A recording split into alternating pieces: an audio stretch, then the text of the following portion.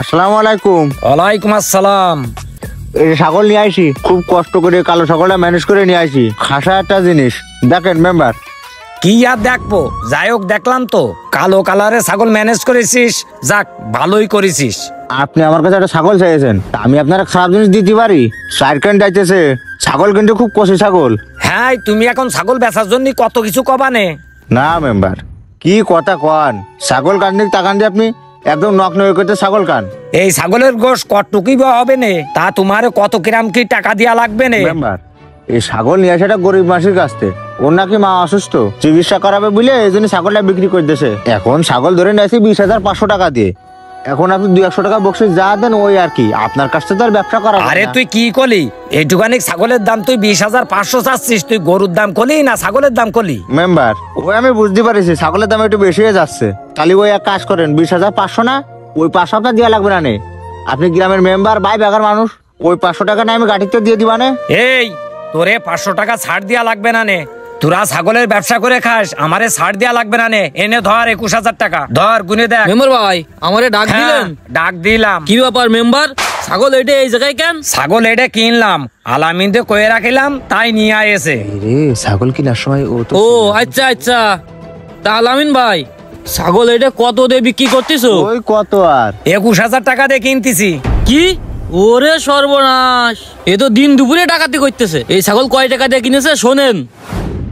ছাগলটা খালি তো 4 রাত পায় আছে, গায়ে তো কোনো গোশ নেই দেখতেছি। ওই চাষি বাড়ি ছাগলটা দেখিলাম, ওইটা বলে জুত ছিল।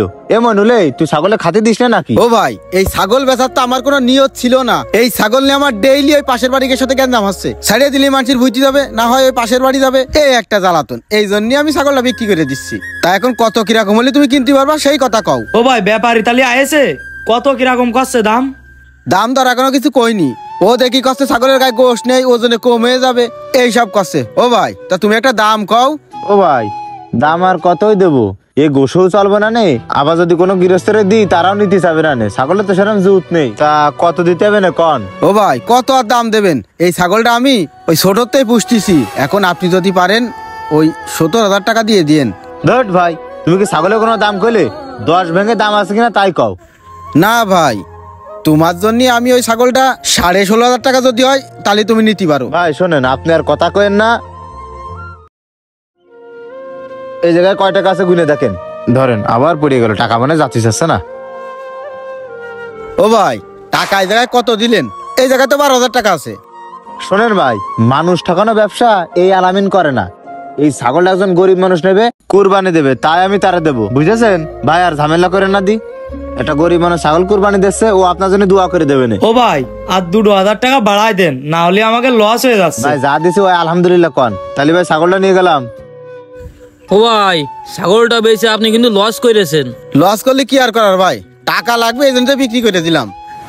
কিরে আলামিন, মনিউল গরিব অসহায়, ফাজলেমি করো?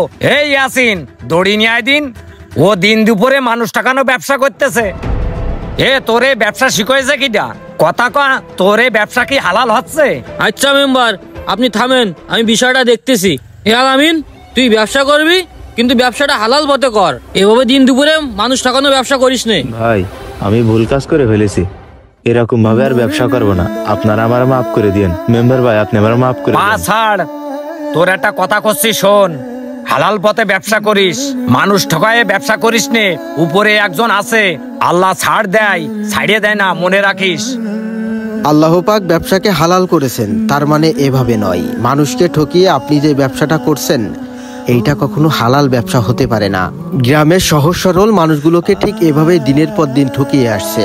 এমন ব্যাপারী নামক দালাল থেকে সবাই সাবধানে থাকবেন। আপনার গৃহপালিত পশু আপনি নিজে ক্রয় বিক্রয় করবেন। ভিডিওটা শেয়ার করার অনুরোধ রইল। ধন্যবাদ।